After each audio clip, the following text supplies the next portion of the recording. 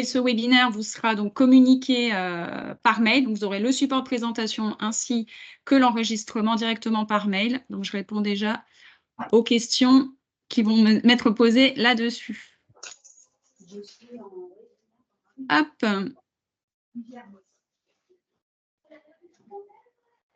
Voilà. Est-ce que c'est bon? Tout le monde voit ma présentation? Enfin, en tout cas, Aurélie et... Oui. Ouais. Ouais, j'arrive. Alors, est-ce que vous pouvez juste couper vos micros, s'il vous plaît, avant qu'on débute cette séance de webinaire? S'il vous plaît. Alors, Delphine l'a fait. Je vois votre caméra qui s'éclaire. Est-ce que vous pouvez couper votre micro?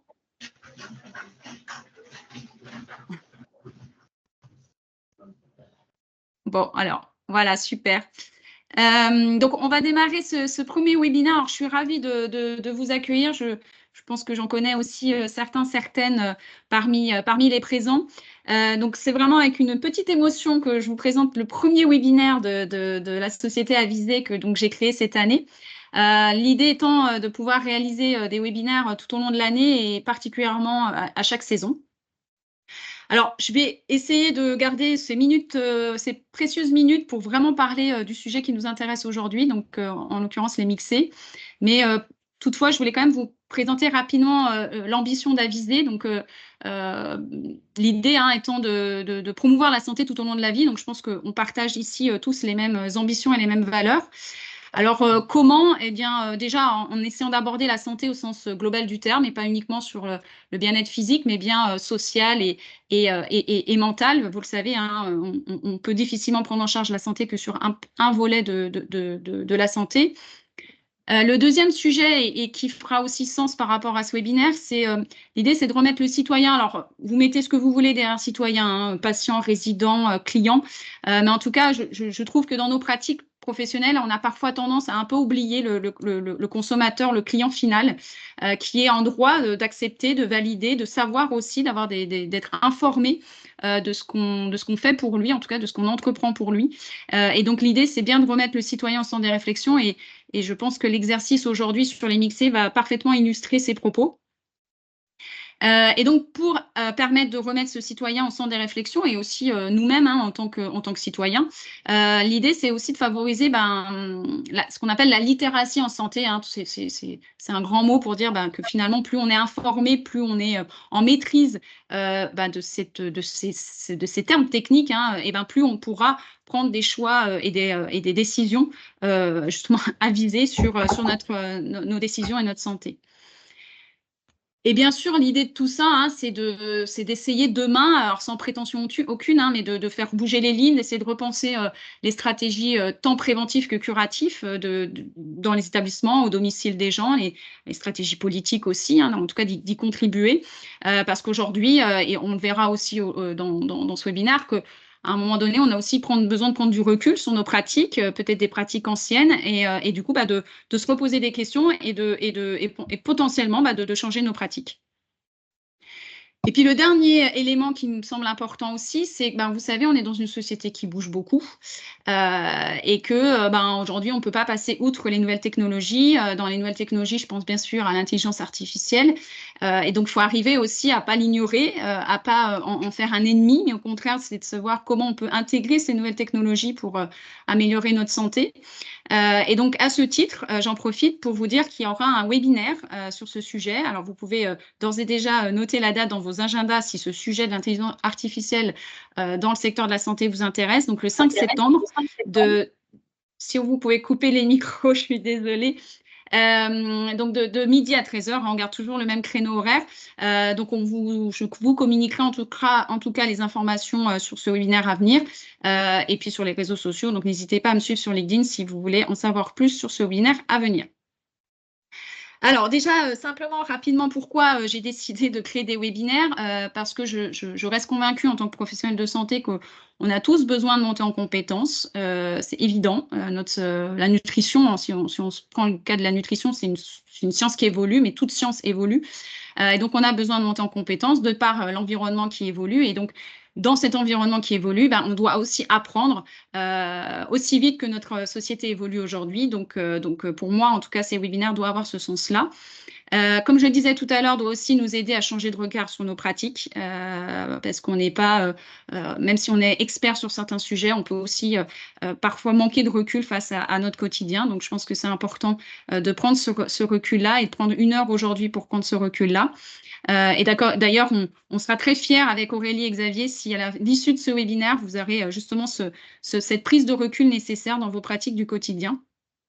Et puis le dernier point qui fait tout son sens dans la nutrition et peut-être que sur vos autres sujets que vous abordez fait aussi sens, c'est qu'on doit tous à un moment donné aussi porter le même discours pour déjà faciliter l'apprentissage, parce qu'on voit bien sur les sujets de l'alimentation face aux citoyens qui sont absorbés par diverses on va dire influenceurs ou professionnels qui parfois transmettent pas forcément les mêmes messages, et donc ça c'est une vraie problématique.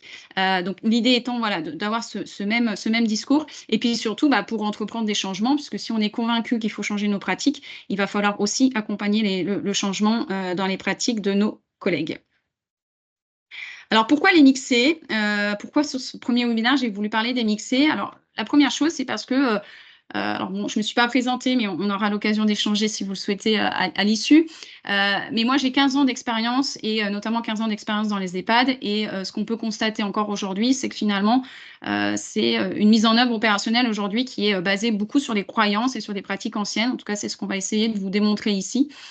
Et pour exemple, typiquement, le terme mixé aujourd'hui est galvaudé. Il y a une vraie confusion sur ce terme-là. J'ai d'ailleurs fait un post là-dessus. Et donc voilà, ce qui montre clairement qu'aujourd'hui, on a besoin de remettre à plat ce sujet des mixés et de faire un petit focus sur les pratiques.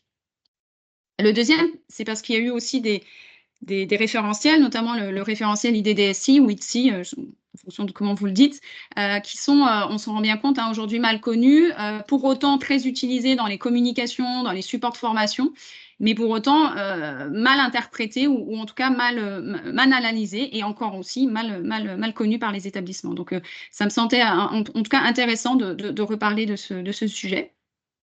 Le troisième, qui fait sens aussi, et d'où la présence aussi d'Aurélie, que je remercie d'avance de sa présence, c'est que je pense que dans nos pratiques aussi, on a une difficulté à positionner cette vision éthique parce qu'on ne connaît pas, on ne maîtrise pas, on n'est pas formé à ces sujets d'éthique, et que du coup, la texture modifiée, en tout cas, est propice à se poser la réflexion sur ces enjeux éthiques dans notre démarche, qu'elle soit scientifique ou médicale. Et puis le dernier, qui fait partie en tout cas de mes convictions et de mon dada en termes d'alignement professionnel, c'est bien sûr que les textures modifiées aujourd'hui font partie des principaux risques de dénutrition en établissement de santé et établissements médico-sociaux. Donc pour ces raisons, en tout cas pour ces 4 raisons principales, j'ai souhaité en tout cas aborder les textures modifiées aujourd'hui, et donc pour ça, j'ai convié, et je les remercie grandement, j'ai donc convié Xavier Cormary et Aurélie Olagnon, qui se présenteront tout de suite après, qui sont donc tous les deux orthophonistes, mais qui ont tous les deux leur expertise complémentaire et qui vont justement apporter leur regard très complémentaire sur le sujet des mixés. Alors Xavier plutôt sur un volet plutôt technique, Aurélie plutôt sur le volet humain, organisationnel, éthique. Donc vous allez voir que quand on a préparé en tout cas ce webinaire, les échanges étaient passionnants, et je ne doute pas qu'ils seront passionnants pendant ce temps de webinaire.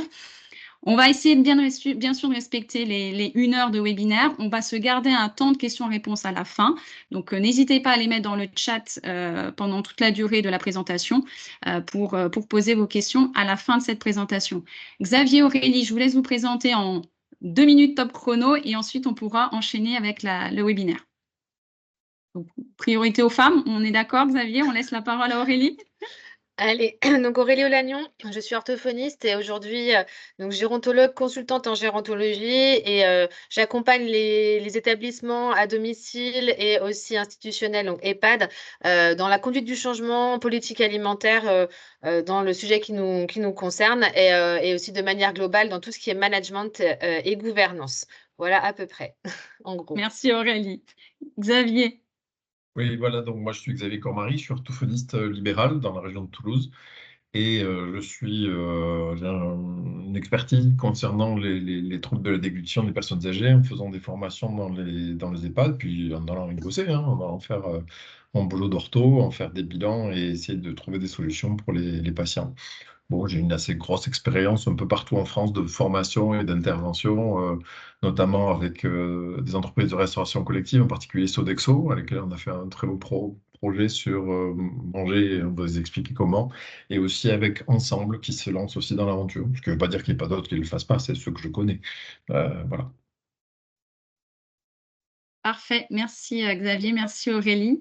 Alors, pour l'organisation de ce webinaire, on a longuement discuté avec Xavier et Aurélie. L'idée étant de ne pas partir sur un webinaire trop théorique, parce que parfois on a beaucoup de théorie dans les webinaires, puis après on arrive chez soi et on ne sait pas trop comment le remettre en œuvre. Du coup, je me suis prêtée à l'exercice avec Xavier et Aurélie. On est plutôt parti sur des cas pratiques. Alors, j'ai essayé de me limiter dans les cas pratiques parce qu'on pourrait en faire pléthore des cas pratiques. Donc, de mon expérience terrain, j'en ai retiré 6. Donc, je vais proposer ici à Xavier et Aurélie 6 cas pratiques. Oui. Est-ce que vous pouvez juste couper vos micros si vous êtes au téléphone? Merci. Donc, 6 cas pratiques. Chacun de ces cas pratiques donc, sera vu par le regard expert de Xavier et Aurélie, donc chacun avec leur expertise complémentaire. Et puis, on gardera bien évidemment vos questions-réponses à la fin, donc n'hésitez pas à les garder dans votre petit coin. C'est parti. Donc, on va commencer avec le premier cas que vous connaissez tous, voilà, qui est flagrant dans l'établissement. C'est Monsieur Dupont, il mange du mixé, oui, mais bizarrement, le pain de mie, ça passe. Alors, regarde Xavier sur ce premier cas.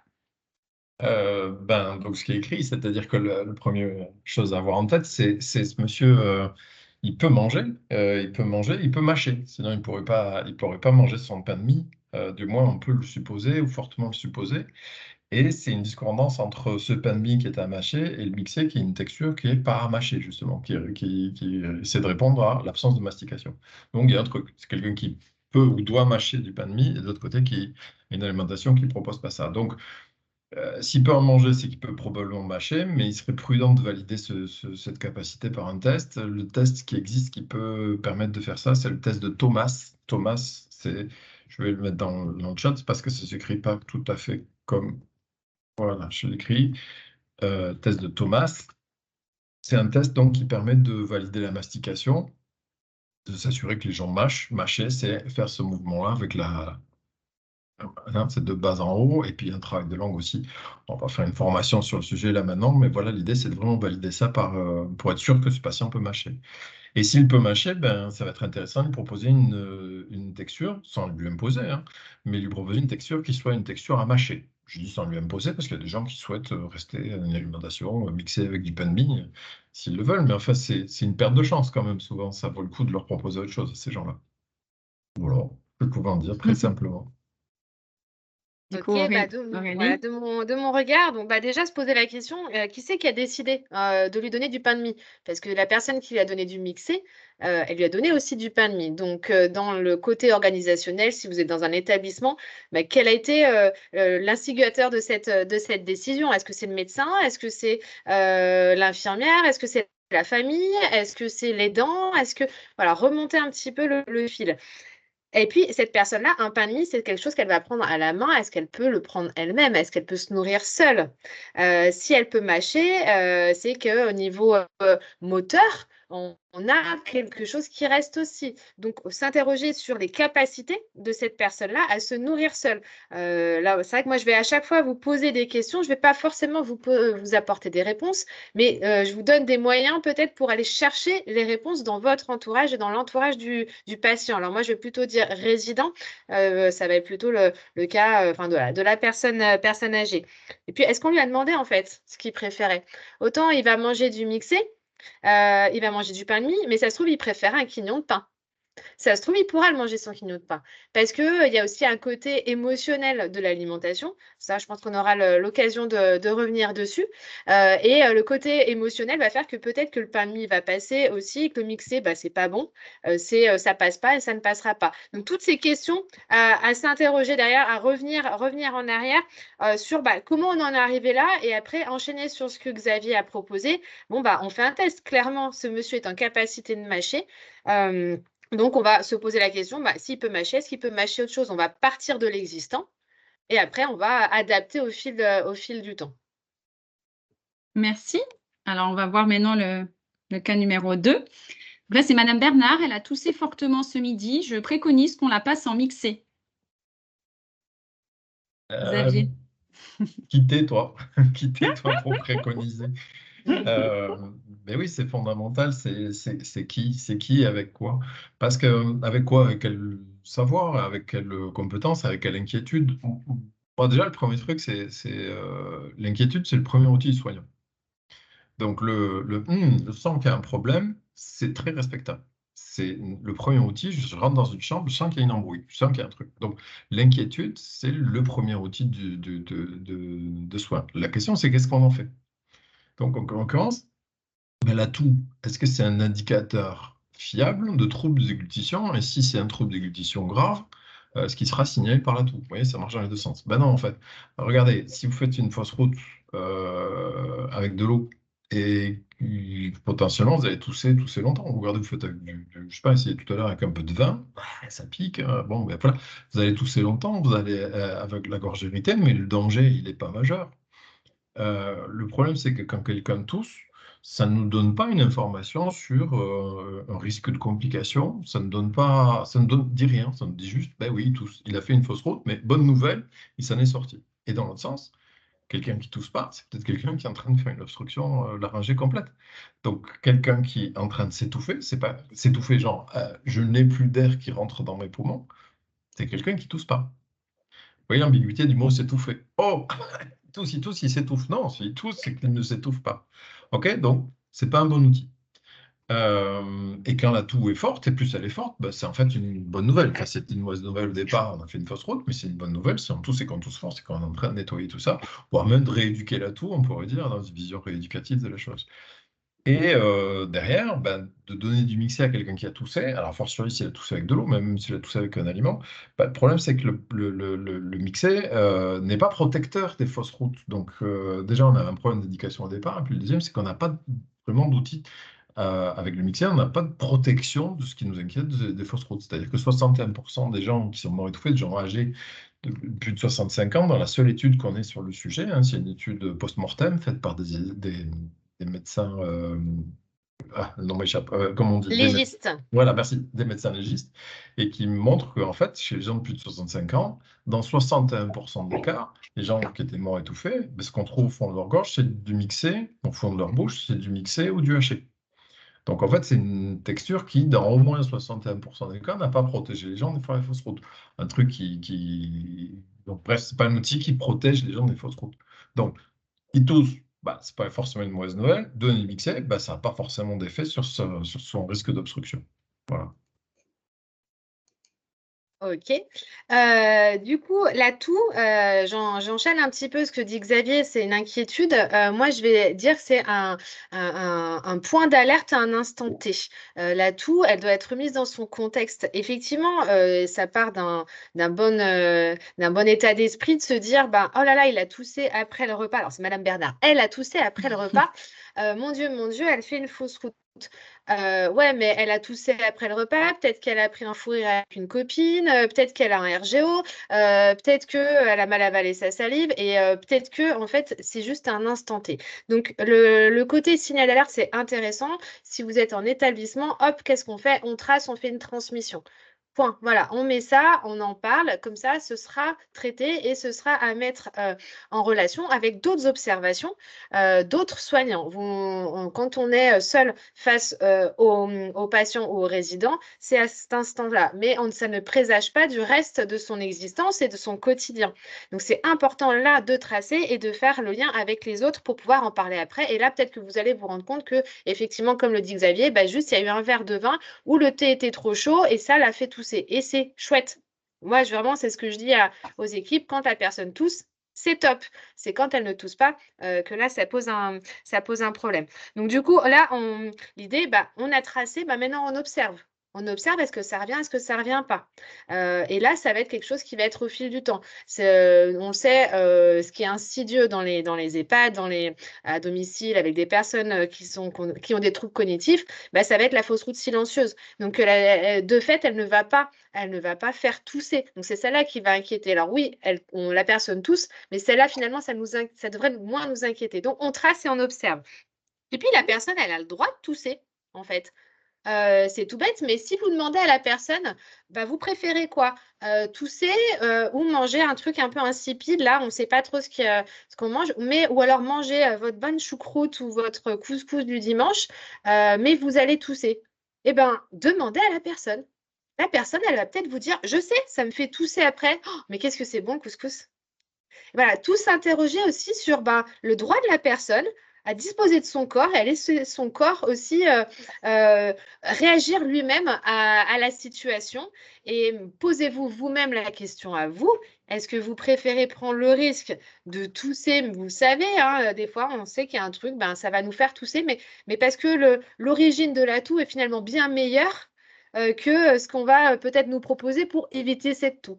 Voilà, c'est une réflexion éthique aussi à s'interroger quand vous êtes en face de vos patients et de vos résidents et que vous leur proposez du mixé pour éviter la toux. Dites-vous qu'ils n'ont peut-être pas envie d'éviter la toux. Troisième situation. Alors, chez nous, on propose une texture qu'on dit viande mixée, mais pour les résidents qui ont des problèmes de mastication, sauf quand ce sont des aliments faciles à manger, comme l'omelette. Ouais, c'est vache ce que j'ai dit. Moi, je dis c'est ringard, c'est dépassé. Mixer, déjà, le premier truc à se dire, c'est mixer, c'est fait avec un mixeur. Ouais, bon, d'accord, pas obligé d'abord. Et puis l'autre élément, c'est que c'est ringard, c'est-à-dire que ça a été inventé à un moment où on avait du mal à traiter l'absence de tendreté des aliments, en particulier la viande. Depuis, il y a quand même des choses qui se sont améliorées, il y a quand même des techniques culinaires qui sont démocratisées ou qui sont devenues plus utilisables, notamment dans le collectif, en particulier cuisson de basse température, qui permettent d'obtenir des viandes tendres avec des techniques de cuisson lente et de très long terme. C'est pas facile, c'est technique, c'est du boulot. Mais c'est un petit peu plus intéressant que d'avoir une texture de viande à mixer ou hacher. C'est quoi l'intérêt? C'est qu'on va pouvoir proposer avec des morceaux raisonnables, avec des morceaux qui sont inférieurs au diamètre du larynx, 1,5 cm, la texture numéro 6 de l'ITSI. On va pouvoir proposer des aliments qui incitent les gens à mâcher. Pour les gens qui sont ni des super mâcheurs, ni des non-mâcheurs. Vous voyez, des gens qui sont en EHPAD, quoi. Et en EHPAD, et qui ont effectivement quelques difficultés à mâcher, mais qui sont quand même capables de mâcher. Vous voyez. Et en plus, leur présenter à ce moment-là une alimentation, notamment une viande qui a une apparence. On est devant des petits morceaux, imaginez, on va prendre un exemple tout simple, un bœuf bourguignon correctement cuit, dont la taille des morceaux sera de la taille de l'onglet de mon pouce. Voilà, c'est ça la texture numéro 6 de l'ITSI, par exemple. Et derrière, quand même, faut pas confondre les difficultés de mastication et les difficultés de déglutition. Moi, de mon expérience, là, j'ai pas de statistiques à vous donner sur le sujet, malheureusement, mais de mon expérience et de celle de confrères, de consoeurs, il y a souvent une confusion entre difficultés de déglutition et difficultés de mastication. Et on a bien plus des problèmes de mastication liés à des pertes de dents, liés à des problèmes moteurs, même des fois, parfois, des problèmes cognitifs, que des problèmes de déglutition. Et dès lors qu'on a des difficultés de mastication, est-ce qu'on supprime l'origine de la chose? C'est on supprime toute stimulation, par exemple donnant une viande mixée, ou est-ce qu'on essaie de donner une alimentation qui continue à stimuler les gens? Ce que je suis en train de vous demander, c'est quelqu'un qui peut un peu marcher, mais pas beaucoup. On l'assied dans un fauteuil roulant ou on l'incite à marcher? Voilà. Bah, moi, j'ai choisi mon camp, je suis rééducateur, je suis orthophoniste et je suis chiant, sûrement. Enfin, j'espère que pas trop, mais je préfère que les gens marchent un peu. De la même manière, je préfère que les gens mâchent un peu. Voilà. Donc, marcher et mâcher, c'est le même combat et c'est le un peu et le plus possible. Et pas, ah, on t'assied dans un fauteuil roulant alimentaire et il n'en est plus question d'essayer quoi que ce soit. Voilà. Et c'est très pertinent parce que ton exemple, ça me vient me faire venir autre chose en tête. Et Aline, tu vas me disputer parce que du coup, c'est pas dans ton support, mais je vais le rajouter. Vas-y. Parce que c'est tout le côté encadrement. Donc là, vous êtes orthophoniste, vous dites à votre patient, vaut mieux mâcher un petit peu. Super, votre patient est dans un EHPAD. Et dans cet EHPAD, on mélange un peu les textures différentes, tout ça. Ça, c'est le premier truc. Le premier, ouais, mais donc là, Xavier, tu as dit, je préfère qu'il mâche un petit peu, qu'il marche un petit peu. Là, c'est pareil, mais la question, c'est, elle est difficile à mâcher. Pourquoi? Ça veut dire quoi, difficile? Ça veut simplement dire que ça prend du temps. Et dans un établissement, la question du temps, elle est primordiale. Dans la présentation, j'expliquais que c'était une vecteur de contrainte. Pourquoi? Parce que c'est une contrainte en termes de temporel et de personnel qui vont accompagner la personne. Donc là, on va préférer que notre résident, il mâche, qu'il prenne le temps. Mais ça demande quoi? Qu'on a quelqu'un qui va veiller à ce qu'il prenne le temps et lui laisser peut-être lui resservir, l'aider à bien prendre ses couverts. Est-ce qu'en établissement, on a ce temps-là? Donc, c'est toute cette question éthique derrière de management et d'encadrement, plus couplée aux contraintes organisationnelles entre les équipes de cuisine, les équipes hôtelières qui doivent arriver. Mince, c'est pas le bon plat, mais ça, c'est le plat de monsieur machin parce qu'il a à la fois de la quenelle, mais aussi c'est des haricots verts un peu mous. Donc, toute cette question-là, ça vient rajouter une charge mentale professionnelle aux soignants qui du coup sont plus dans la perspective au moment de passer à table de je vous laisse le temps de manger en toute quiétude et tout ça quitte à reproposer un peu plus tard. Donc toute cette question de temps, elle va être intégrée dans la question du repas et du question de management. Je ne sais pas s'il y a des personnes ici qui sont dans la gestion d'équipe, mais ça va être, on ne peut pas demander à ces professionnels de il vaut mieux laisser du coup le risque aux résidents sans laisser le professionnel encadrer ce risque-là. Bien sûr que dans les faits, c'est beaucoup plus sain et respectueux de la personne. Non, prenez le risque de manger votre croissant, mais nous, du coup, on ne peut pas gérer, on s'en va. Non, il y a une question aussi d'accompagnement. Prenez le risque de manger votre croissant. Moi, je suis derrière, je vous laisse le temps de manger votre croissant. Après, est-ce que dans la conjoncture actuelle, c'est quelque chose qui est possible? Alors, oui, c'est possible, mais ça demande beaucoup d'accompagnement avec tous les acteurs de l'établissement les équipes de cuisine, l'encadrement, le résident aussi et les professionnels. Oui, Xavier? J'illustre ce que tu viens de dire d'une manière très simple, un bilan que j'ai fait il y a 2 jours au petit déjeuner et où en fait j'ai juste suggéré pour que la dame qui était là puisse manger autre chose que la bouillie du petit déjeuner, j'ai suggéré qu'elle soit systématiquement levée et qu'elle puisse prendre son petit déjeuner dans la salle, c'est pas la salle de restaurant, mais c'est une salle qui est spécifique au service dans lequel elle est. J'ai évidemment d'abord posé la question aux soignants, est-ce que c'est possible? Est-ce que ça vous paraît possible? Ne me dites pas oui pour me faire plaisir. Bon, elles m'ont dit que c'était oui, que c'était OK, et on verra la semaine prochaine si elles y arrivent ou si elles n'y arrivent pas. Et là, on crée une surveillance, parce que dans la salle de petit-déj, il y a du monde qui passe, hein, il y a d'autres personnes qui sont là, il y a des soignants qui passent, on crée une surveillance et ça lui permet de manger autre chose que du mixé. Voilà, ça illustre par Exactement. un tout petit C'est, exemple ce c'est, que tu viens de dire. C'est ça, c'est une politique institutionnelle. C'est un accompagnement. On ne peut pas faire soi-même tout seul prendre cette décision-là. D'où la question de la communication, de la traçabilité, de la transmission, qui est vraiment primordiale parce que là, le risque, pour le coup, ce serait de faire quelque chose dans son coin, de se dire, typiquement dans l'exemple que tu donnes, Xavier, c'est j'ai compris, l'orthophoniste, il a dit qu'il faut qu'elle mange là, mais ça va être, moi, du coup, j'ai entendu, je la mets dans ce coin, mais après, je vais vite continuer à faire mes soins et mes toilettes à côté. Non. Non, non, justement. Donc, ça doit être complètement encadré. Vous, si vous êtes là dans ce webinaire en tant que professionnel libéral, vous devez entendre aussi derrière tout ce qui est inhérent et sous-jacent à vos recommandations. Parce que vos recommandations, elles vont pouvoir porter et avoir vraiment de l'effet si vous avez conscience de tout ce que ça peut impliquer derrière. Mais n'ayez pas peur non plus. Il suffit d'un petit pas, hein, comme l'a dit Xavier. Bon, bah, peut-être qu'on peut déjà commencer par la mettre, cette dame, juste à l'extérieur de sa chambre, manger, retrouver peut-être d'autres personnes. Hop, c'est un petit pas, c'est pas grand-chose, mais on essaie. Il faut pas prendre peur. Au contraire, on avance et c'est des essais-erreurs. Il n'y a pas d'échec là-dedans. On bricole et on avance ensemble tant que tout le monde est d'accord et dans le même sens. Vraiment, j'insiste, les risques seront minimisés tant que tout le monde est OK là-dedans. Parfait. Donc, situation numéro 4. Le directeur souhaite mettre en place le manger-main, mais c'est compliqué, ça concerne peu de personnes, notamment 4 en texture mixée. Ben voilà, tout est dit, hein, c'est compliqué. C'est compliqué pour peu d'impact. C'est-à-dire que manger bien, c'est bien. À un moment de l'histoire d'un patient, je pense en particulier aux patients atteints de troubles cognitifs, mais on peut le retrouver dans d'autres situations. C'est intéressant à un moment dans son histoire, mais si on mélange ça avec tous les gens qui sont dans l'EHPAD, finalement, on va avoir 4 personnes maximum dans l'établissement au même moment qui demandent ça.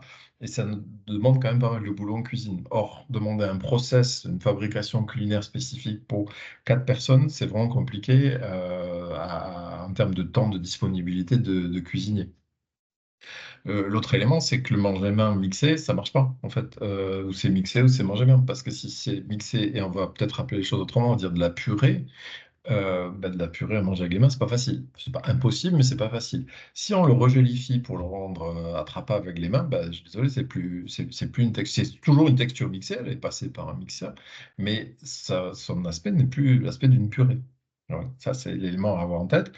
Et donc, le manger-main, finalement, c'est une réponse à un problème de geste pour se nourrir. C'est pas tout à fait mon boulot en tant qu'orthophoniste, hein, mais je m'y intéresse bien sûr. C'est plus un problème de temps préparatoire au temps de la déglutition, de phase préorale, enfin il y a plusieurs noms pour l'utiliser, mais de dire c'est quelque chose qui est la capacité d'amener un aliment qui est dans l'assiette ou sur la table, enfin peu importe où, jusque à ma bouche. C'est différent dans le trouble de déglutition, c'est pas la même chose. Et c'est un peu la quadrature du cercle que de vouloir faire du mixé et qu'il soit en manger même. Enfin, voilà, ça me paraît pas possible. Pardon. OK. Du coup, alors le manger-main, c'est vrai qu'il y a un peu la mode. Il y a eu quelques, voilà, des chouettes, enfin, j'en parle, hein, dans mes formations aussi, sur le manger-main. Ça part d'une bonne intention. On en fait tous du manger-main. On mange tous nos frites. Les frites, elles sont toujours meilleures quand on les mange avec les doigts. Et puis, nos petites verrines, les machins, les amuse-bouches, tout ça. Voilà. Donc, dans les faits, le manger-main, on sait le lien entre la main et la bouche, combien ils sont importants. Après, c'est pareil. Là, aujourd'hui, si on mettait tout le monde, quelqu'un qui n'a pas demandé à être en manger-main, et on le met en manger-main, on a toutes les représentations derrière. Manger avec les doigts, quelqu'un qui a 80 ans et toute sa vie, on lui a dit ne mange pas avec tes doigts, et que là, on lui dit ah, mais c'est mieux pour vous si vous mangez avec les mains. Mais non, il y a une dissonance cognitive quand même là-dedans. Il y a même quelqu'un qui a un trouble cognitif, il y a un interdit social qui est très long à accompagner. Faire du manger-main dans un établissement, là, dans l'exemple qu'on a, c'est le directeur qui souhaite mettre en place parce que souvent on a ça, on a entendu ça, du coup il faut qu'on le mette. Mais ça va être impossible de faire ça si vous ne demandez pas déjà au résident en premier, mais accompagner aussi sa famille. Parce que si vous dites, là, même si le résident il est d'accord, non, du coup je veux bien essayer de manger avec les doigts. Ouais, mais toute la famille, mais attendez, on vous paye pour qu'il mange, pas pour qu'il mange avec les doigts.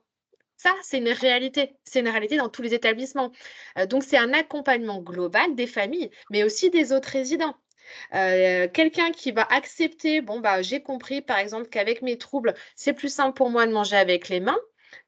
OK, mais la personne qui va être à table en face va peut-être ne pas être du tout dans cette mouvance-là et va lui renvoyer: «Ah non, c'est pas chouette, manger avec les doigts, mais quel âge vous avez?» Voilà. En fait, ça paraît être des détails, mais ce sont des détails qui sont hyper importants Oula, il y a un micro ouvert.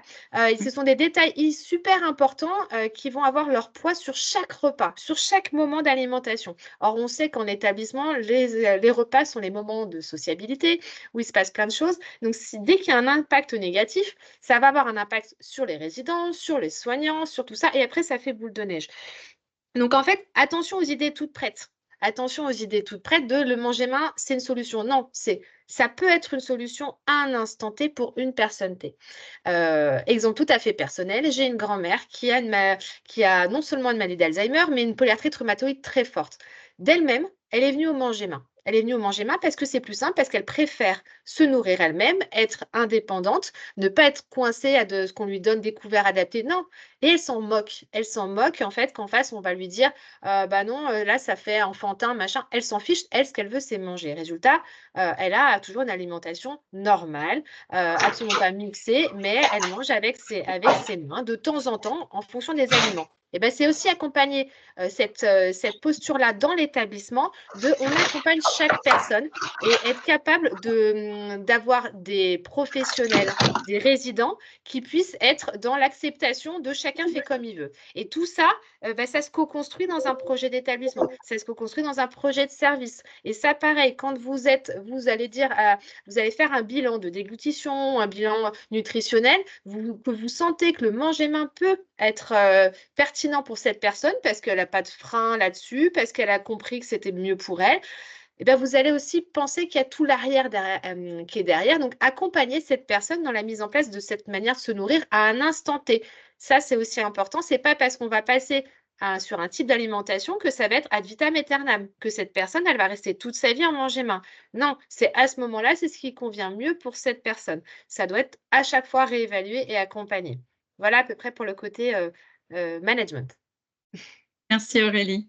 Cinquième, donc avant-dernière situation, on a mis en place l'eau pétillante pour les personnes qui ont des troubles de déglutition. Par contre, pour ceux qui ont des troubles plus importants, on propose maintenant de l'eau épaissie. Ouais, en fait, l'élément, j'avais envie de faire un petit focus scientifique qui est de dire on a peu d'études sur l'effet positif de l'eau pétillante sur la déglutition. On a quelques études sur ce qui pique, tout ce qui pique. Donc, on a un peu sur le piment, un peu sur le citron, un peu sur la piperine, le poivre, et un tout petit peu sur l'eau pétillante. Donc, qui montre qu'en fait, on a un effet neurologique sur la déglutition, ça stimule la déglutition. Ok, très bien. Par contre, créer une gradation qui serait de dire l'eau gazeuse pour les gens qui vont pas si mal mais qui vont pas très bien et de l'eau épaissie pour les gens qui vont plus mal, cliniquement peut-être, mais sur le plan scientifique, on peut pas l'établir. Il n'y a pas d'article qui montre qu'il y ait une réduction des complications des troubles de la déglutition avec de l'eau épaissie. Notamment, ça n'a pas d'effet sur la pneumopathie. C'est même peut-être l'inverse. On a quelques éléments, ces études faites chez l'animal, qui seraient à dire que de l'eau très épaissie, ça réduit la clairance, la capacité à désencombrer ses voies respiratoires et que ça augmenterait même peut-être les pneumopathies. C'est chez l'animal. Mais pour dire, on donne de l'eau épaissie pour lutter contre quoi? Contre quelles complications? Post-route obstructive, ben non, pas avec de l'eau. Pneumopathie, ben non, ça n'a pas d'influence sur la pneumopathie. Et voilà, donc l'eau gazeuse, ben, c'est relativement intéressant pour augmenter l'efficacité de la déglutition. Il y a quelques études qui le montrent. Par contre, l'eau épaissie, on n'a pas montré d'effet. Ça ne veut pas dire qu'il ne faut pas l'utiliser. Ça veut dire que il y a d'un côté le système, faire des choses systématiquement, et l'autre côté, c'est les faire cliniquement. Systématiquement, on ne peut pas dire quelqu'un qui tousse, il faut lui donner de l'eau. Ça ne peut pas être un système, puisqu'on n'a pas un étayage scientifique pour le dire, et probablement pas un étayage éthique, mais ça, je laisse Aurélie nous en parler. OK? Par contre, cliniquement, on peut dire pour ce patient-là, il me semble qu'on peut proposer de l'eau épaissie. Ça, d'accord. Mais il me semble qu'il faudra l'étayer sur un raisonnement clinique. Vous voyez bien la différence entre système et clinique. On ne peut pas dire systématiquement, quand il a toussé, on lui donne de l'eau épaissie, ou même systématiquement, on lui donne de l'eau gazeuse, versus, on a un raisonnement clinique dans lequel on va faire participer les résidents, tout simplement en disant, puisque je n'ai pas la preuve, laquelle eau vous préférez, regardez, vous avez les 2 carafes, quoi. Vous avez l'eau épaissie, vous avez l'eau normale. Parce que je n'ai pas la preuve, c'est juste ma croyance contre la vôtre. Et donc, l'idée derrière, c'est de dire attention, il y a des effets secondaires à ces usages-là. Ça peut être pareil avec le mixé. Il y a des effets secondaires à trop transformer les choses, faire de l'eau épaissie, mixer, faire du mixé au lieu d'une alimentation plus proche de la normale. Ça a un effet secondaire non négligeable sur l'hydratation ou sur la qualité de vie ou sur la nutrition concernant l'aliment. Vous voyez, c'est pas des trucs anodins en fait. C'est pas prouvé, c'est pas anodin. Ça ne peut être que le résultat d'un raisonnement clinique dans lequel on va aussi intégrer le résident lui-même. Une alimentation ou une texture, alors on va dire une texture, là on est sur l'eau, on va dire une texture adaptée. C'est une texture dont on a pensé qu'elle pouvait avoir une influence sur la déglutition, un truc machin, mais elle n'est adaptée que si le patient l'accepte et la consomme. Sinon, c'est pas adapté, c'est juste transformé. Vous voyez, on passe par un raisonnement, on va dire, on va transformer l'alimentation, mais il est adapté que s'il est consommé, sinon, c'est pas adapté. Ça ne le fait pas, quoi. Voilà. Et effectivement, comme tu dis, on doit s'interroger sur chaque résident, mais savoir que finalement, c'est l'augmentation de la stimulation sensorielle qui va importer dans les troubles de déglutition. Donc là, il y a l'eau pétillante parce que c'est commun qu'on trouve, mais l'eau pétillante, par exemple, qui aura été laissée sur le bord du lit à côté pendant 3 heures, qui va être du coup à température ambiante et sans bulle, ah ouais, à l'origine, c'était de l'eau pétillante. Mais ça ne l'est plus. Donc, c'est aussi cette connaissance-là, savoir qu'on peut passer par le goût, par la saveur, par la température. C'est plus vous allez augmenter la stimulation, quelle qu'elle soit, mais soyez créatifs. On peut faire plein de choses. Vous limitez pas dans la manière de stimuler. Et puis, demandez aux résidents aussi qu'est-ce qu'ils veulent. Enfin, des fois, vous pouvez passer, on se retrouve avec du vin épaissi. Si c'est ça aussi qui fonctionne, on y va en fait. Faites-le. C'est une coopération, c'est un contrat. S'il veut boire, on va essayer de trouver une manière de respecter sa manière de boire. Après, je te rejoins Xavier, sur les trucs qui se font et qui se font pas. Le truc classique, oh là là, alors, on était tout à l'heure sur il a toussé, je vais m'en mixer, mais il a toussé, je vais m'en mixer en eau épaissie. Ou il a toussé, je vais m'en mixer eau pétillante. Le combo gagnant qu'on retrouve dans les transmissions, dans les dossiers des patients. Mais alors quand on explique la logique de quand est-ce qu'on passe, quand est-ce qu'on change justement la texture de l'eau et la texture de l'alimentation solide, là, on voit que ce n'est pas du tout la même origine. Je ne vais pas faire la formation là-dessus, mais se poser la question, ce n'est pas quelque chose d'automatique. Donc, s'interroger en amont, qui a passé cette personne en eau pétillante? Pourquoi est-ce que je veux la passer en épaissie? Alors, l'eau pétillante, ça passe encore, on peut s'hydrater en eau pétillante. Moi, je mets au défi quelqu'un d'hydrater quelqu'un en eau épaissie. C'est de la maltraitance. Enfin, pour moi, vraiment, quand je donne mes formations, je forme des équipes soignantes en EHPAD et qu'à chaque fois, je dis, bon, voilà, on veut hydrater. Qu'est-ce qu'on fait quand on veut hydrater quelqu'un qui a des fausses routes? L'eau épaissie, ça sort. Je fais, écoutez, on va faire une journée. Je vous propose de ne boire que de l'eau épaissie. Alors, pourquoi est-ce que vous-même, votre réaction elle est comme ça? Et quelle est, au niveau éthique, votre valeur à proposer quelque chose, à imposer quelque chose, Alors, quand je dis votre, on est bien d'accord que ce n'est pas quelque chose de personnel, c'est tout l'établissement, ou du moins la politique, le social autour, qui nous pousse à proposer ça à la personne. Vraiment, j'insiste. Mais se réinterroger sur pourquoi est-ce que je propose à la personne en face de moi quelque chose qui, moi, me met en négativité, ou justement me met en difficulté parce que je ne pourrais pas accepter ça de moi. Ça me dégoûte et je veux que l'autre, il y goûte. Donc, tout ce cheminement-là, je vous invite vraiment à vous poser la question. Il y a 1 milliard de choses qui existent pour pouvoir hydrater une personne. On a des yaourts, on a des smoothies, on a plein de choses, mais c'est pareil. Interrogez-vous, voyez avec le résident, avec le patient, comment il veut être hydraté. Est-ce qu'il veut être hydraté? Est-ce qu'il veut peut-être plus être hydraté? Mais ça, du coup, on va venir sur la question d'après, je crois. Voilà. Donc justement, dernière situation et on conclura. Donc cette dame est très fatiguée, elle refuse souvent de manger. On a essayé de lui donner des plats mixés, mais ça ne marche pas. Ben, si elle est fatiguée, c'est un peu aventureux de lui donner à manger parce que pour manger, il faut être vigilant. Vous vous rappelez tout à l'heure, je vous ai parlé de cette étude faite par les médecins légistes, c'est qu'il y a 61% des gens de plus de 65 ans qui sont morts étouffés, ils sont morts étouffés avec du mixé ou du haché. Les éléments qui sont incriminés, dans 50% des cas, c'était plutôt le matin et c'était plutôt en fin de sédation, ce qui illustre bien l'importance de la vigilance pour manger. Donc, quand quelqu'un est fatigué, dans le sens s'endort le nez dans son assiette, ben, il peut pas manger. C'est pas on doit lui donner, on doit pas lui donner, il ne peut pas. On peut pas. On a besoin d'être vigilant pour manger.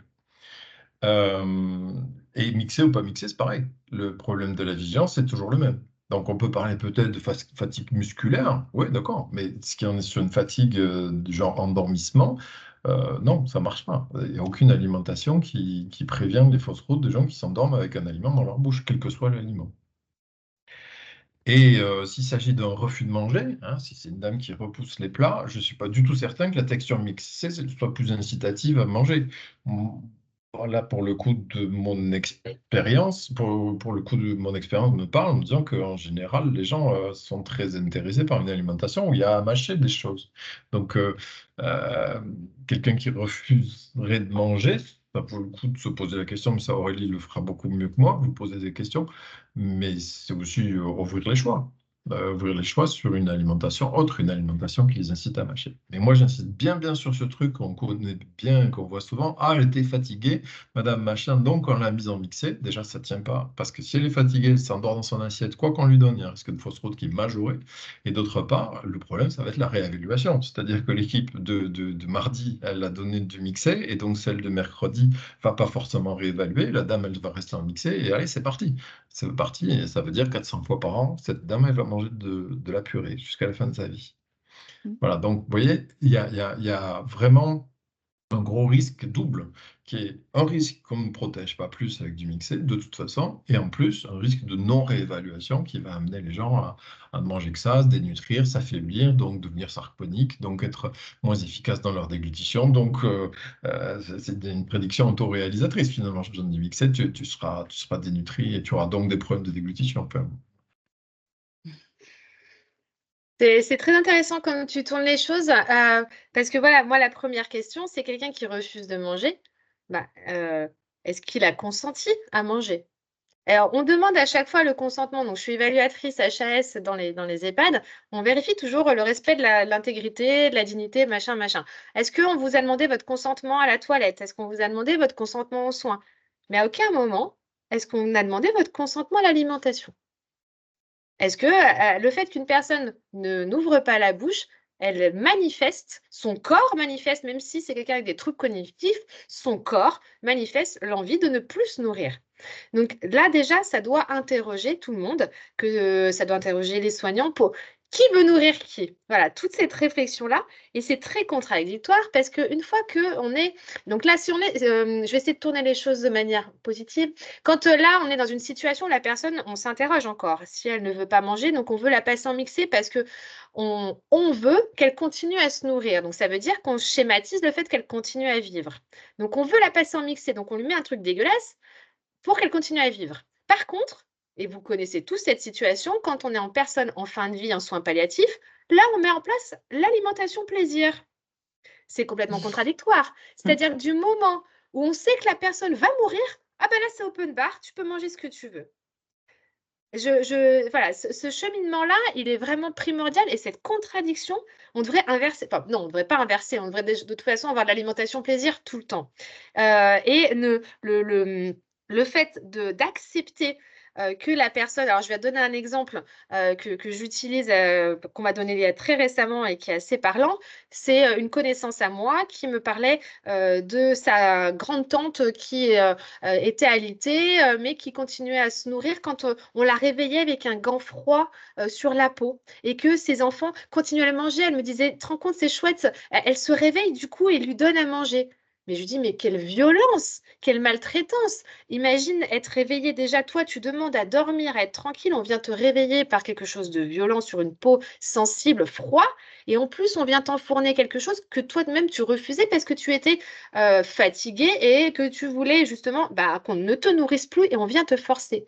Donc, toute cette représentation de l'image de l'alimentation, du coup, on passe de ma parent nourricier, alors je vais peut-être partir de la psychologie, peu importe, mais c'est vraiment à se poser la question, qui veut rester en vie en fait? Qui veut que la personne reste en vie? Donc, toute cette question éthique, elle est primordiale parce que ça va impliquer le résident, mais le résident lui-même, il manifeste.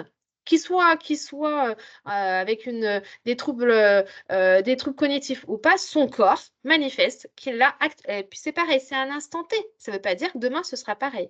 Mais à un instant T, il manifeste son envie de que ça s'arrête. Point.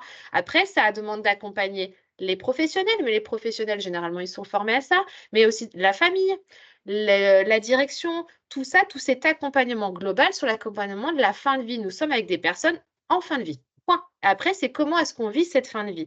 Donc, il faut accepter, et ça, que ça, c'est vraiment quelque chose de primordial, que le refus alimentaire puisse être un consentement à la mort. Ce n'est pas quelque chose de tabou, hein. Nous sommes un public qui est le plus proche de la fin de vie, quoique je ne sais pas, hein, on ne sait pas ce qui peut nous arriver nous demain, peu importe, mais nous, on voudrait continuer à avoir l'alimentation plaisir. C'est pareil pour des personnes qui sont en fin de vie et que si le jour, ils nous disent non, là, ma bouche se ferme, je tourne la tête, je suis fatiguée, je suis dans un état où ma conscience s'en va, c'est un consentement à la mort. Ce n'est pas tabou, ça doit être dit et ça doit être accepté autant par vous, soignants, parce qu'on a aussi cette envie de sauver, d'accompagner, d'aider, moi la première, mais de reconnaître que la personne en face qu'on est censé sauver et accompagner, nourrir, elle ne le souhaite pas. Et voilà, ça fait partie de notre travail aussi et que donner du mixé, posez-vous la question, vous, ce que vous souhaiteriez justement, votre dernier aliment. Je suis sûre que vous n'allez pas me dire une super purée de gloubi-boulga, je ne sais pas ce qu'il y a dedans. Je suis sûre que vous allez me dire autre chose. Voilà, je vous laisse là-dessus. Merci Aurélie. Alors, on va essayer de faire une transition sur ces paroles. En tout cas, un grand merci Aurélie et Xavier pour ces réponses à ces 6 études de cas. Alors, je vais essayer de conclure, mais bien sûr, on va laisser la place aux questions-réponses.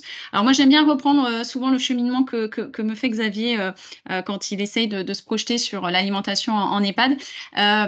Sur finalement, quelques questions à se poser, c'est que veut-il manger? Et ça rejoint exactement les propos d'Aurélie et sur ces dernières slides. On n'impose pas, on propose. Xavier l'a dit aussi. Je pense que c'est important, comme je l'ai dit en introduction, de remettre finalement le résident, le patient, le citoyen au centre de nos réflexions et de nos actions.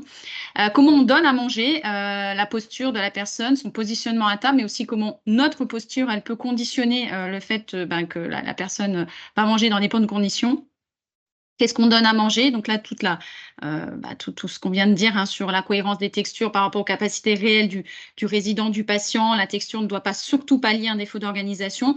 C'est dit comme ça paraît évident, mais malheureusement, c'est ce qu'on voit encore beaucoup sur les établissements.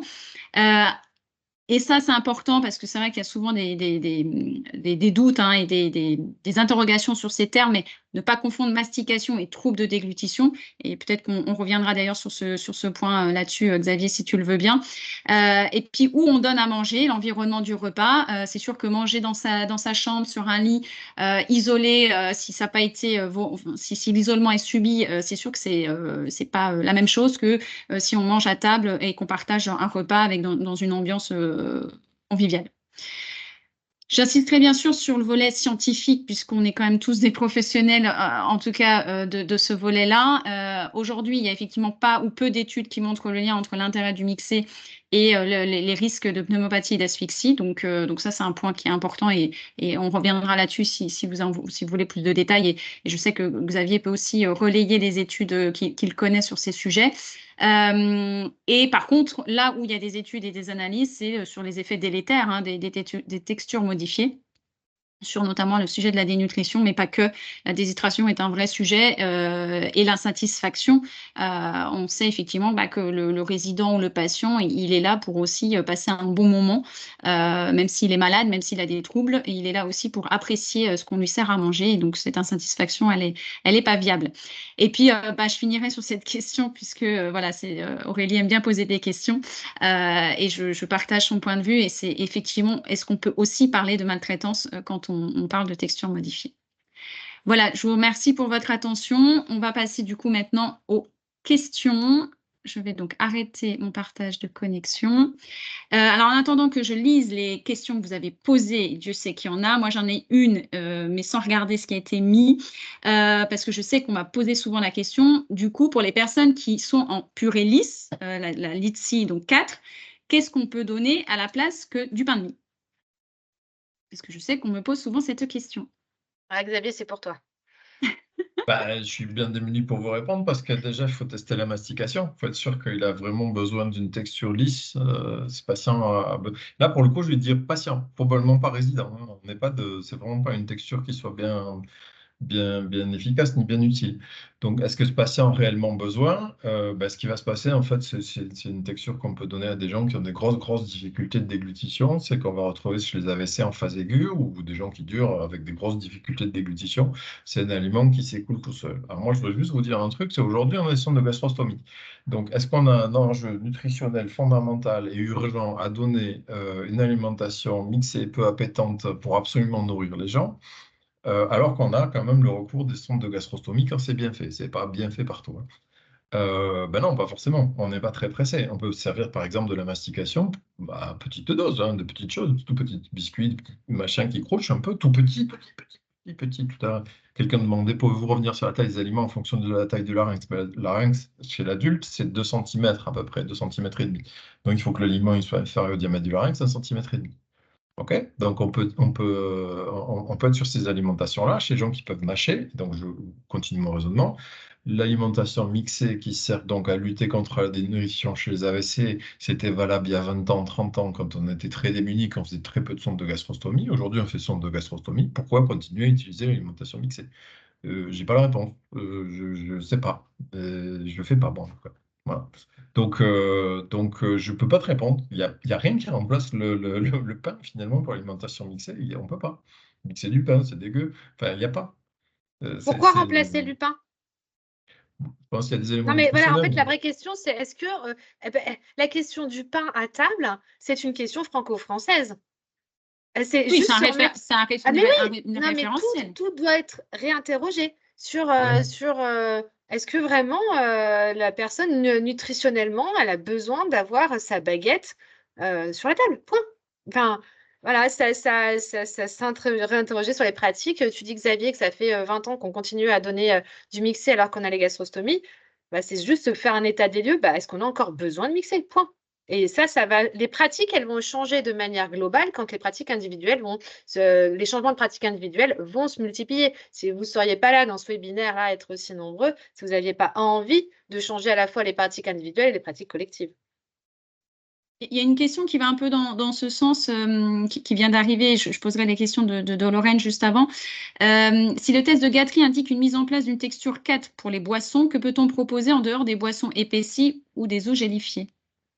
Je vais être chiant, ça va être un peu technique. En fait, le test de Guthrie, il n'a pas de validité scientifique. Il y a sa version internationale qui s'appelle le test de Gus. Je dis pas de conneries. Je suis pas sûr du nom. Je me demande si je me confonds pas avec un test. Enfin, bref, il existe. Il s'appelle pas Guthrie au niveau international, mais peu importe. Donc, ça va évaluer. C'est quoi le principe? Si on donne de l'eau plus ou moins épaissie, hein, l'idée c'est d'aller vers de l'eau de plus en plus épaissie ou dans le sens de l'eau de moins en moins épaissie, puis déterminer le volume qui est adapté à ces gens-là. Alors, on va arriver à une texture qui est voilà tel épaississement.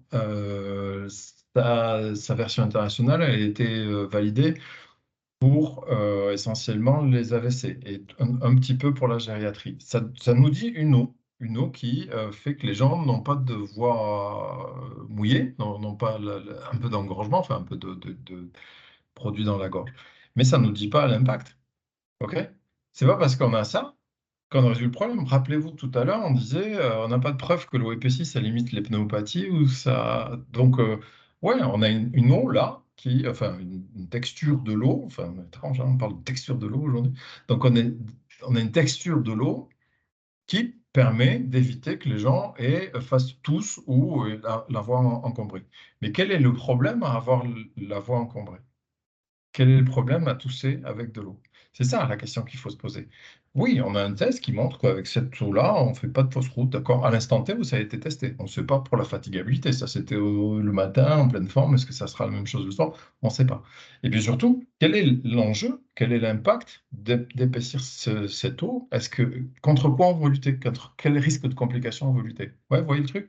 Donc en fait, c'est difficile de vous répondre. Qu'est-ce qu'on peut donner d'autre? Qu'est-ce qu'on peut donner d'autre à quelqu'un qui aurait montré grâce à un test qu'il ne tousse pas avec de l'eau épaissie? Ben ouais, mais ça sert à quoi? C'est ça la question qu'il faut se poser.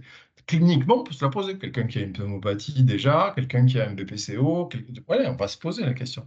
Et là, on va avoir une réponse clinique. Mais je ne vais certainement pas vous donner une réponse systémique parce qu'on n'a pas d'argument scientifique pour donner une réponse systémique. Vous voyez? Donc, j'ai pas de réponse. Il n'y a pas de réponse. C'est cliniquement, avec chaque patient, vous allez devoir réfléchir à qu'est-ce que vous allez pouvoir lui donner, parce qu'il y a des risques de complications pulmonaires spécifiques. Mais d'une manière générale, il n'y a pas lieu de donner une eau épaissie à des gens qui n'ont pas de complications pulmonaires. On n'a en tout cas pas scientifiquement preuve de le faire, d'argument pour le faire, pardon. Alors, j'ai d'autres questions là qui s'enchaînent hein, de la part de Lorraine. Avez-vous des outils pour le dépistage des fausses routes silencieuses dans le contexte du polyhandicap? Bon, je réponds en relis, je te laisse répondre hein, si tu veux. Moi, je suis pas pointure en polyhandicap. Je vous invite à vous orienter vers Laura Lica en particulier, qui est orthophoniste à Montpellier. Bon, il y a sûrement d'autres personnes, mais elle, je la connais bien. Après, juste une réflexion à se faire, c'est comment on fait un dépistage avec un truc qui n'est pas apparent. Vous voyez, fausse route silencieuse, c'est silencieux. Comment on fait un dépistage de quelque chose qui est silencieux? On n'a pas d'indicateur. Donc, on peut faire un raisonnement clinique qui consiste à dire, ce patient-là, il est peut-être en train de faire une fausse route silencieuse, mais on ne peut pas dépister un truc qui n'a pas de signe clinique en soi. Voilà. Donc, je crains qu'il n'y ait pas d'outils spécifiques au handicap, et a fortiori sur le dépistage des fausses routes silencieuses. Il peut y avoir un soupçon. On peut soupçonner par un raisonnement clinique des fausses routes silencieuses. Du bon sens dans toutes les questions en fait que vous posez. Et là, je fais le lien avec la question sur l'histoire de la sieste avant le repas pour que les résidents soient plus en forme. En fait, faites-vous confiance. Faites-vous confiance et faites confiance aussi aux personnes du bon sens. Alors peut-être que oui, certains résidents vont vous dire ben oui, si je dors avant, bah, c'est ce qu'on voit, il y a moins de fausses routes le matin que le soir. Bah oui, le soir, ils sont plus fatigués. Bah, voyez en accord avec le résident, son projet d'accompagnement, si bah, il veut se reposer avant. Autant il y en a, le repos physique va faire du bien, d'autres, ils vont avoir besoin d'une stimulation intellectuelle qui va leur faire du bien. À l'inverse, peut-être que nous, on a l'impression que se reposer physiquement va faire du bien pour aider à manger. Il y en a d'autres, ils vont avoir besoin, je ne sais pas, regarder Qui veut gagner des millions, j'en sais rien, ça va les stimuler d'une autre manière. Soyons ouverts à chacun à se ressource d'une manière différente et faites-vous confiance, faites-leur confiance. Co-créer vraiment ces situations et il n'y en a pas une, et je rejoins Xavier, c'est quelque chose, on ne peut pas donner un mode d'emploi prêt pour tout le monde, c'est impossible, on est tous différents. Donc, c'est vecteur d'une relation, d'un contrat, d'un engagement ensemble et bah, faites-vous confiance et c'est tout du bon sens. C'est pareil, il y en a, bah, on va vous dire, moi, il y a un résident qui va avoir envie de manger, mais ça le fatigue. Bah, au lieu de faire 3 repas par jour, vous en faites 6. Parce que ça le fatigue, mais du coup, il mange en petite quantité, il se repose et il va en remanger. Sortez en fait des cadres habituels, des 3 repas par jour, des machins. Il a faim, on mange. Ouais, bah, il a envie de manger une merguez à 4 heures du matin. Ouais, mais il a envie de manger en fait. Et donc, faites une merguez à 4 heures du matin. Si son corps lui dit bah, je veux manger de la merguez, on fait de la merguez. On arrête de se dire ah mon Dieu, on doit finir l'assiette. Tous les cadres sociaux, on fait sauter en fait. C'est le seul moyen de se reconnecter à son alimentation et ses ressentis corporels, et aussi à nous d'accepter en tant qu'accompagnant de ça, bah, de sortir bah ouais, bah, les merguez à 4 heures du mat. Et ben, c'est génial les merguez à 4 heures du mat. Alors, ça fait le lien avec une question que moi, j'avais en tête et qui rejoint un peu celle de Lorraine. Alors, Lorraine dit, vous ne différenciez pas le temps du repas, qui est un temps, entre guillemets, sécure, du temps du goûter, qui est plus court et qui peut être assimilé à un temps de stimulation. Au regard de ce que tu dis, Aurélie, c'est vrai qu'il y a quand même le questionnement de l'organisation générale des structures collectives. On sait bien, beaucoup de directions aujourd'hui, de groupements d'EHPAD se posent la question de l'organisation du temps du repas.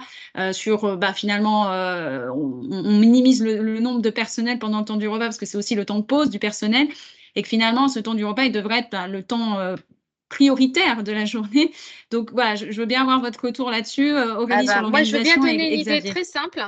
Une idée très simple, c'est que pour moi, le temps du repas ne doit pas être un temps de pause du professionnel. C'est-à-dire que pourquoi est-ce que le professionnel qui est sur place, qui a 1 heure de pause, qui n'a pas le temps de rentrer chez lui, pourquoi il ne profiterait pas de ce moment? J'en parle de bon sens pour connaître le résident, c'est que ce soit intégré dans son travail, de prendre un temps avec les résidents. En plus, on sait très bien que quelqu'un qui mange en face de soi, ça incite en plus la personne en face à manger, par l'imitation simplement. C'est un temps de connexion, d'échange. Et après, avoir une vraie pause pour le professionnel, une vraie pause en dehors de tout temps d'accompagnement, de veille, de surveillance. En unité protégée, où il y a plus de personnel que dans les restes des services, il y a beaucoup plus cette liberté de manger quand ils veulent. Pourquoi est-ce qu'on ne peut pas le faire de partout?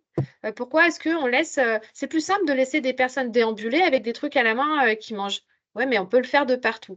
Et je vous assure qu'il y a plein d'établissements où c'est en train de se mettre en place. Il faut une vraie politique alimentaire qui va, mais de la confection de la cuisine jusqu'à la fin, jusqu'à la dégustation, accompagnée sur, on le sait aussi, tu as parlé de la phase pré-orale, orale, Xavier, sur choisir ses fruits et légumes. Moi, je vais avoir plus envie de manger, si je dois manger une purée parce que je ne peux pas mastiquer, mais si j'ai choisi les légumes qu'il y a dedans, que si je les ai épluchés, si tout ça, je ne peux peut-être pas manger parce que j'ai un problème de dentier. Ouais, mais je peux quand même choisir mes légumes et les éplucher. Et du coup, je suis contente de manger ma purée, je l'aurais assaisonnée, j'aurais acheté les épices à mettre dedans. Donc, on peut quand même aussi avoir une politique alimentaire respectueuse et qui aura du mixé parce que cette personne-là en aura besoin et elle aura accompagné cette politique alimentaire. Mais ça, c'est pareil, c'est quelque chose de totalement global et d'intégrer dans l'établissement dans une politique managériale qui va aller dans ce sens-là, dans le respect des individualités. Donc voilà, tout est adapté, tout est adaptable, il n'y a pas de frein. Et donc pour terminer sur cette question-là du temps de pause et du temps du repas, le temps du repas est un repas alors je déteste ces trucs, mais c'est un temps thérapeutique en soi. C'est le temps où on fait des choses ensemble, on accompagne les personnes ensemble et après on donne une vraie pause aux professionnels qui peuvent vraiment faire autre chose qu'être en alerte totale sur mon Dieu, est-ce qu'il va tousser après le repas? Est-ce que machin? Non, voilà, c'est à changer les pratiques aussi professionnelles pour la qualité de vie au travail. Je vous assure que ça fonctionne. Xavier, en 2 minutes, Oui, pas plus. Même pas, alors c'est encore plus court. En fait, il n'y a pas de texture sécure. Parce que la question, c'était est-ce qu'on ne pourrait pas dissocier un temps de repas avec une texture sécuritaire, sécure, qui protège les gens des fausses routes, d'un temps où on est un peu plus aventuré, on les inciterait à mâcher. Ça marcherait s'il y avait une texture qui protégeait les gens des fausses routes. Il n'y en a pas. Puisque 61% des gens qui sont morts étouffés, ils sont morts étouffés avec du haché ou du mixé. Donc, il n'y a pas de texture qui protège les gens des fausses routes. Il y a probablement des textures qui augmentent le risque de fausse route. Je pense à un croissant, enfin à des aliments qui seront super au diamètre du larynx. Oui, on risque de boucher le larynx, on est d'accord. Quignon de pain, gros quignon de pain, choses comme ça. Mais il n'y a pas de texture scientifiquement prouvée comme étant sécure. Et le mixé, en particulier, il n'est pas plus sécure qu'une autre alimentation. 61% des gens qui sont morts étouffés sont morts étouffés avec du mixé ou du haché. N'oubliez pas ça. C'est difficile de sortir ça. Moi, il m'a fallu des années pour sortir de ce patch de la tête. Ben ouais, mais il n'y a pas de texture. Il n'y a pas de texture qui protège les gens des fausses routes. Il y a des textures qui sont raisonnables à donner à des gens qui ont une difficulté de mastication et de déglutition. Voilà. On va finir avec 2 questions, mais alors vous mettez 1 seconde pour répondre, pour qu'on libère tout le monde, ce qu'on a déjà dépassé. J'ai entendu dire que l'eau pétillante favoriserait les RGO. Qu'en pensez-vous? Et la deuxième question, qui est à mon avis très rapide, le test de Thomas est-il uniquement réalisable par des orthophonistes? Eau pétillante et RGO, je ne sais pas. Je pense que c'est dépend des individualités et des compositions corporelles et des réactions chimiques internes. Donc, je pense que chez certains, ça va faire un RGO. Je l'ai effectivement entendu aussi. C'est à tester. C'est à se poser. En tout cas, c'est bien de se poser la question pour chaque personne. Et le test de Thomas? Oui, un test qui concerne le test de Thomas, mais d'une manière générale, qui est légitime. S'il y a un ortho, c'est bien que ce soit l'ortho qui le fasse, mais un dentiste est tout à fait légitime pour évaluer la mastication. Et puis, la compétence déglutition, évaluation et déglutition, elle est partagée avec les kinés. Donc, ça peut être aussi un kiné qui le fait. Et puis, si on n'a pas de kiné, pas de dentiste, pas d'orthophoniste, je pense que c'est bien d'avoir un pro qui le fait. Est-ce qu'une diététicienne, par exemple, Xavier, si elle est formée, est habilitée à le faire? L'habilitation, elle est sur l'évaluation de la déglutition et c'est une compétence partagée entre les orthophonistes et les kinés. Donc là, si on tire le truc par les cheveux, on va dire que c'est pas exactement la déglutition, c'est la mastication et c'est pour favoriser la nutrition. On peut un peu le prendre de Alors, moi, différentes je manières. propose une parade dans ces moments-là où justement, il n'y a personne qui est formé, mais on sent qu'il y a des personnels qui sont formés, qui viennent tout ça, mais qui n'ont pas, une diététicienne, typiquement, légalement, entre guillemets, n'aurait pas le droit. En fait, je pense que la question, c'est la responsabilité derrière. Moi, la parade que je propose dans ces moments-là, c'est qu'il y a toujours trouver un soignant qui puisse porter la responsabilité. Le kiné, l'orthophoniste, on est des professions paramédicales, donc on est sous la responsabilité du médecin. Donc, hop, s'orienter vers le médecin et voir avec le médecin de l'établissement si c'est possible de proposer ce moment-là et le faire ensemble. Comme ça, la responsabilité est partagée, il y a du médical et il y a de la connaissance. Moi, c'est une porte qui peut être possible. Et après, en termes de conclusion, ça c'est le geste lui-même. Et puis en termes de conclusions qui sont tirées, c'est des conclusions qui sont de toute façon raisonnées et raisonnables par les soignants. Je vois que le patient il peut mâcher. Qu'est-ce qu'on va pouvoir lui donner pour l'inciter à mâcher? C'est ça. Vous voyez, on serait dans ce paradoxe-là, comme on pourrait donner du mixé à tire-larigot, mais on ne pourrait pas revenir en arrière et redonner du mâché parce qu'on n'est pas habilité pour le faire. On serait habilité pour tout le monde est habilité à donner du mixé, mais on ne serait pas habilité à donner à une autre alimentation, un truc qui ne marche pas en fait. Mais c'est un vrai problème, hein. La Société française de déglutition, la SFDD, c'est un sujet sur lequel on veut se mettre à travailler. Cette question de qui est habilité, la responsabilité légale, faire la différence entre responsabilité dans le sens légal et le sens moral. Hein, est-ce que j'ai tué la personne avec ma petite cuillère? Enfin, tous ces éléments-là qui ne sont pas le patient lui-même, mais qui tournent autour de lui et qui sont autour de cette responsabilité. Voilà. Absolument. Et pour terminer du coup là-dessus, pareil, quand on sent qu'il y a une bonne intention des soignants, moi je leur dis tout ce qui va marcher. Si jamais, admettons, dans un monde extraordinaire, vous vous faites attaquer parce que vous avez voulu aider un résident, c'est la bonne foi qui prévaut. C'est-à-dire que si vous sentiez qu'il fallait tester, par exemple, de lui donner un pain de mie ou pas, mais que vous sentiez que c'était possible et qu'il se passe quelque chose, ce sera toujours argumenté dans le sens du résident. Vous ne l'avez pas fait pour le tuer. Voilà, ça n'arrive très rarement, mais faites-le dans le bon sens à chaque fois. Partez de ce qu'il sait faire. Partez de ce qu'il sait faire. S'il mange du pain de mie, voilà, on continue à partir là-dessus et après on évalue, on trace, on ne reste pas tout seul, on en parle. On en parle et ça permet de partager les responsabilités. Et d'ailleurs, je pense que l'idée, c'est de respecter le protocole de l'établissement. S'il n'est pas adapté, c'est de le modifier. Et dans tout protocole, il faut tracer, il faut que la démarche soit collective et jamais individuelle. Je suis tout à fait d'accord. Voilà. Respecter les protocoles. Sur le plan recommandations légales, achat autorisé de santé, recommandations de société européenne de dysphagie, par exemple, des choses comme ça, on n'a pas de données sur la responsabilité, la faute à qui, etc. Donc, il faut respecter, en l'absence de ça, il faut respecter le protocole de l'établissement et s'il n'est pas adapté, c'est de le faire modifier. C'est quoi un protocole pas adapté? C'est un protocole qui, par exemple, je le cas dans un EHPAD, on doit passer par la diète, puis par le kiné, puis par l'ortho, puis par, enfin bref, des gens qui ne sont pas là, quoi. Donc, ça ne marche pas, tout simplement. Voilà. Merci. Je vais voir s'il n'y a pas d'autres questions. Bon, voilà, on a un remerciement de tous. Je vous remercie vraiment. J'espère que ça aura été instructif, que vous prendrez beaucoup de recul par rapport à vos pratiques aujourd'hui. On reste à votre disposition, Aurélie, Xavier et moi-même, pour répondre à vos problématiques. Et si vous avez besoin qu'on vous accompagne sur ces sujets, n'hésitez pas. Vous recevrez donc prochainement, dans les prochains jours, dans votre boîte mail, du coup, le lien vers le replay qui sera accessible donc, du coup, sur la chaîne YouTube de Avisé, et puis également le support de présentation qu'on vous a transmis aujourd'hui. On vous souhaite à tous un bon courage pour vos actions, en tout cas mises en pratique sur le terrain, et puis continuez en tout cas, parce que si vous êtes là, c'est que vous avez envie de changer. Donc, bravo à vous, et je vous souhaite un très bon appétit. Je vous dis à très bientôt. Au revoir. Au revoir. Au revoir. Salut Julien.